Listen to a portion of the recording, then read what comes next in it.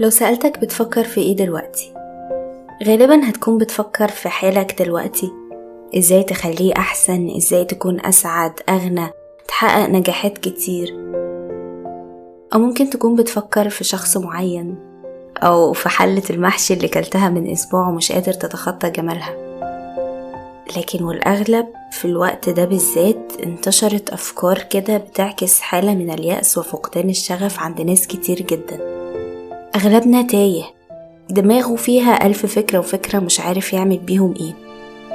أنا النهاردة جاية علشان أجدد معاكم الحماس والطاقة دي، ونرتب دماغنا ونفهم نفسنا صح. فجهزوا قهوتكم ويلا بينا. أنا منى الكردي، وده بودكاست كركبة أفكار.